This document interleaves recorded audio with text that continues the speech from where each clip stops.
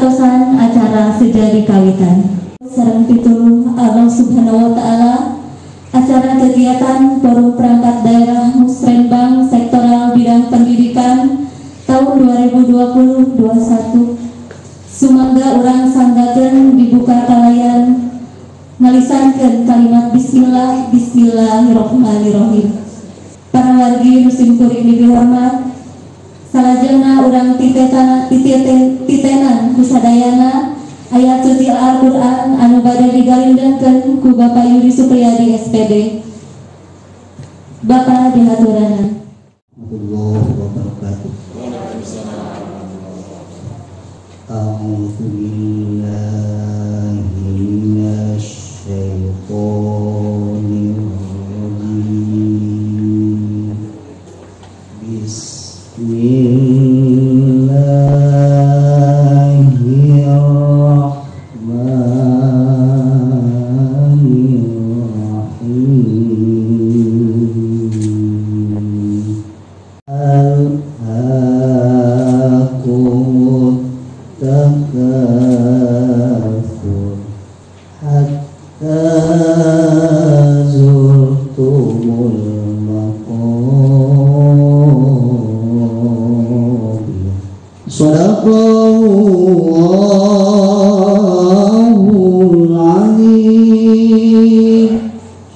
Assalamualaikum warahmatullahi wabarakatuh.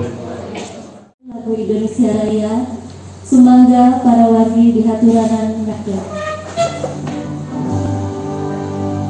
Indonesia lahirku, tanah tumpah darahku, di sanalah aku berdiri, jadi pandu hidupku. Indonesia kebangsaanku, bangsa dan tanah airku, marilah kita berseru, Indonesia bersatu. Hiduplah tanahku, hiduplah negeriku, bangsaku, rakyatku semuanya. Bangunlah jiwanya, bangunlah badannya untuk Indonesia Raya. Indonesia Raya, merdeka, merdeka, tanahku, negeriku yang kucinta. Indonesia Raya, merdeka, merdeka, hiduplah Indonesia Raya. Assalamualaikum warahmatullahi wabarakatuh. Dan rencana kerja pemerintah daerah tahun 2022 mengamanatkan pelaksanaan musyawarah perencanaan pembangunan atau musrenbang di semua tingkatan pemerintahan secara berjenjang yang apabila diklasifikasikan berdasarkan waktu dikenal sebagai perencanaan tahunan. Kemudian surat edaran Wali Kota Tasikmalaya nomor 50 tahun ini. Peserta Forum Perangkat Daerah atau Musrenbang Sektoral Bidang Pendidikan tahun 2021 kurang lebih diikuti sebanyak 80 orang sekaligus membuka kegiatan ini secara resmi. Demikian yang dapat kami sampaikan. Terima kasih atas segala perhatiannya. Mohon maaf apabila ada kekurangan-kekurangannya. Billahi taufiq wal hidayah. Assalamualaikum warahmatullahi wabarakatuh. Di Komisi 4 DPRD Kota Tasikmalaya sumangga kakersana Bapak Dede Muhammad Muharam dihaturanan. Alhamdulillah, saya wali Bapak, kusyukurin kehormat Bapak Kepala BP Litbangga Kami kusyukurin kehormat Bapak Kadis sebagai Asekris Kalharidin sadaya. Alhamdulillah wa syukurillah kalayan izin sareng menawi Allah Subhanahu wa taala urang sadaya dina wanci kiwari saat ayeuna ditepangkeun dina hiji pempelan Apa penyebab perbedaan itu? Saya baca dalam sejarah, ketika Hiroshima Nagasaki dibombardir oleh sekutu badannya, saya sudah menyampaikan pelaksana tugas Kota Tasikmalaya sakantenan mingkrengkeun di acara kalayan resmi katersana Bapak Dr. Andes Muhammad Yusuf kalayan hormat sumangga dihaturana. Assalamualaikum warahmatullahi wabarakatuh. Sampurasun. Bismillahirrahmanirrahim. Subhanallah illallah wasallallahu Muhammadan abduhu wa rasul. Rabbi sholli sadri wa sirri amri wa bisa wa qawli mubana. Yang pertama ini diwakili oleh Ketua Komisi 4 yang saya hormati Ketua Bapak Bangga, yang saya hormati Kepala Dinas Pendidikan Kota Tasikmalaya, para perangkat daerah yang saya hormati yang ada di lingkup pemerintah Kota Tasikmalaya yang hadir dalam kesempatan ini, yang saya hormati Ketua PGRI, yang saya hormati para peserta kegiatan musrembang secara pendidikan ini yang mengikuti secara virtual, yang hari ini juga ditayangkan oleh Dinas Pendidikan, juga para pimpinan organisasi, tokoh masyarakat, serta hadirin yang tidak bisa saya sebutkan satu persatu dalam kegiatan ini. Pertama-tama mari kita panjatkan puji dan syukur kehadirat Allah SWT bahwa kita pada hari ini bisa bertemu, berkumpul, bersilaturahim dalam rangka melaksanakan satu kegiatan yang sangat penting bagi kita semua, khususnya yang ada di lingkup pendidikan, yaitu kita akan melaksanakan musyawarah rencana pembangunan sektoral bidang pendidikan yang insya Allah hari ini akan dimusyawarahkan dan semuanya ada dalam keadaan sehat walafiat, menyarankan dan mensosialisasikan pada masyarakat bagaimana kita harus melakukan penggunaan masker yang baik, mencuci tangan dengan sabun, air mengalir, dan menjaga jarak. 3 hal itu yang paling penting untuk kita bisa terhindar dari virus tersebut. Yang lebih berbahaya adalah virus TB. Kalau TB sifatnya airborne, dia bisa mengudara dan jaraknya juga bukan jarak dekat, bisa jarak jauh. Itu juga harus diwaspadai oleh kita. Jadi muncullah keterbatasan dan kewenangan terhadap PLT yang harus dilakukan satu kebijakan. Karena di Undang-Undang Pilkada jelas bahwa apabila kepala daerah mencalonkan kembali maka wakilnya menjadi PLT. Dilarang bisa bunyinya kan seperti itu, melakukan rotasi-mutasi, melakukan membuat berkada, kemudian membuat kebijakan strategis. Saya pertanyakan, Eknin kumaha kelas 2 can bisa baca itu, sehingga muncullah ada persoalan pihak sekolah, pihak orang tua meminta kepada sekolah, puntenlah Bang Bantosan pun anak pada 5 orang, 6 orang, 10 orang minta supaya diberikan pendidikan khusus. Dan hadirin yang saya hormati, saya kira atas permintaan panitia, maka mari kita sama-sama berniat membaca basmalah bersama. Bismillahirrahmanirrahim. Musrembang sektoral Dinas Pendidikan Kota Tasikmalaya secara resmi saya nyatakan dibuka. Terima kasih. Mohon maaf apabila ada hal yang kurang berkenan. Allahumma muwaffiq ila aqwamit thoriq. Wassalamualaikum warahmatullahi wabarakatuh. Penuntuyan acara pembuka Karatus Rengse sumangga urang sasarengan munajat ngadoa ka Allah Subhanahu wa taala anu bade disasepuhan ku kersana Bapak Haji Olis Abdul Wahid SPD di haturana. Warahmatullahi wabarakatuh. Allahumma hassin maqasidi wa maqasidana bi barakatil Qur'an al-Fatihah. Warahmatullahi wabarakatuh. Sumangga urang pamungkas sasarangan ku Ausan Hamdalah. Alhamdulillahirabbil alamin. Pamungkas sisimkuring hatur nuhun kana perhatosanana miwah kasumpinganana tina sagala kikiranganana. Billahi taufiq wal hidayah. Wassalamualaikum warahmatullahi taala wabarakatuh.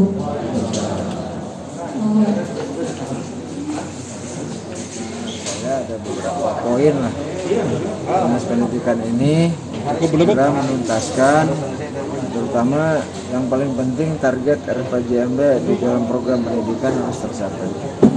Kemudian ada beberapa hal yang terkait dengan keberadaan di dinas pendidikan dalam programnya, misalnya anak murid yang tidak bersekolah masih banyak di kita, kemudian sarana prasarana sekolah dan yang lain-lain lah. Nanti secara teknis akan dibahas dalam musyawarah ini.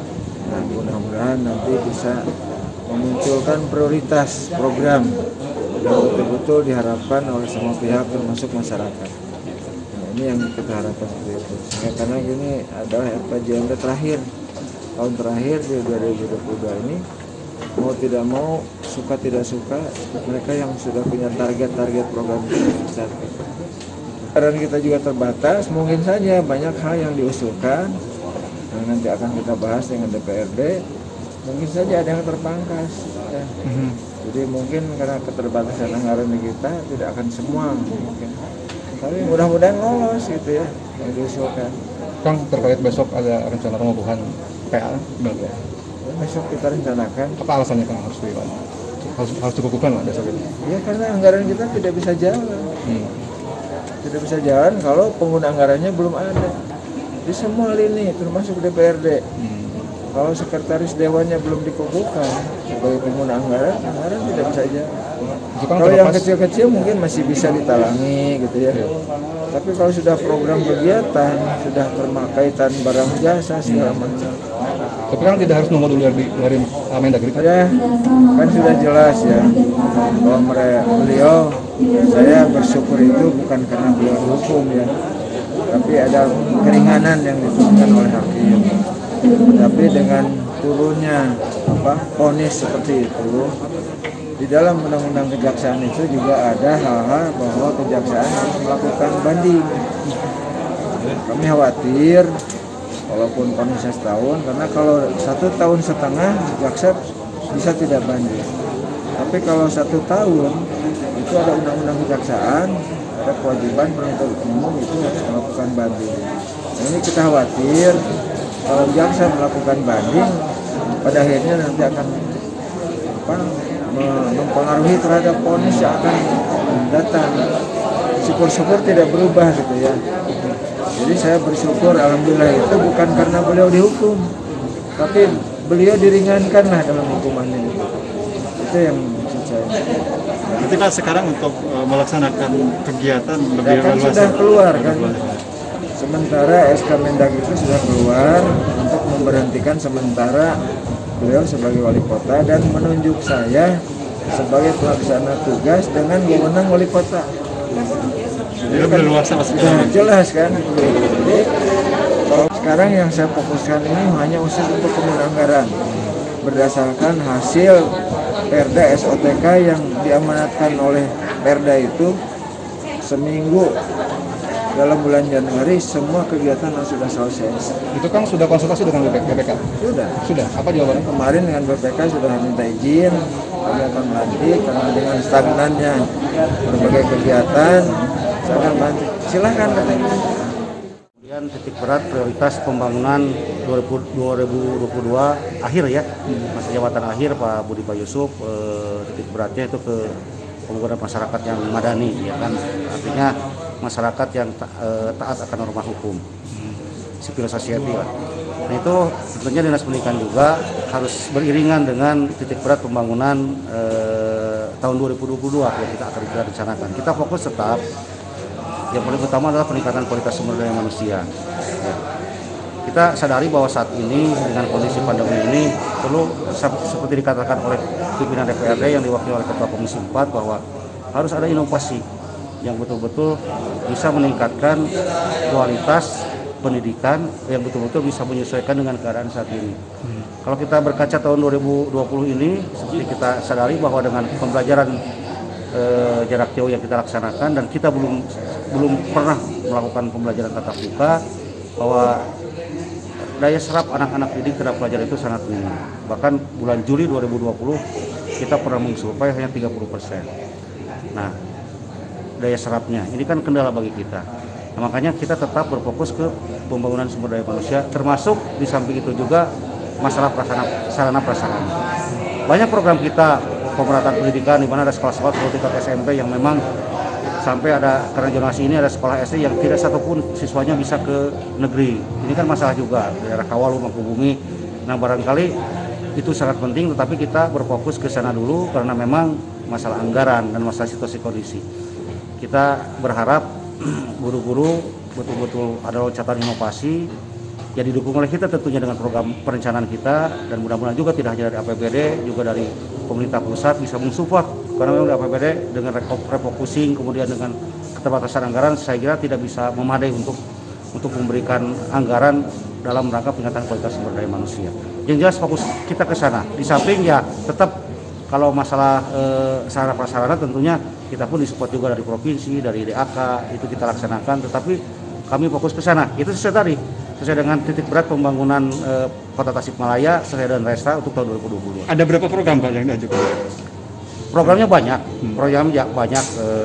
kalau dikatakan programnya kita sebetulnya Dinas Pendidikan ini termasuk program rutin bisa banyak. Cuman barangkali semua program itu kita titik beratkan utamanya itu selain yang rutin itu ke peningkatan kualitas sumber daya manusia.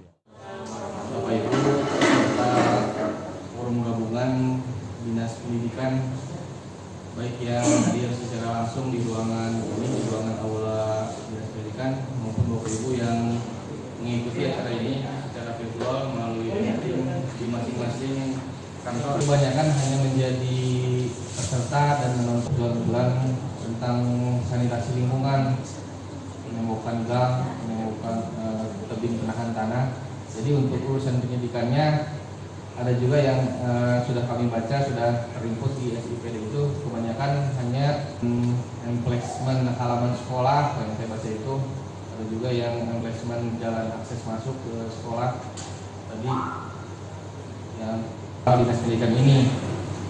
Juga untuk memaparkan rencana kerja pemerintah daerah Kota Tasikmalaya untuk tahun 2022, dan ini hal-hal rencana kerja secara, kalau di mata sektoral mungkin ini rencana kerja secara umumnya, mana-mana yang menjadi isu di tingkat kota, kemudian ada dukungan isu sektoralnya atau isu urusan pendidikan yang mendukung dari isu secara umum dari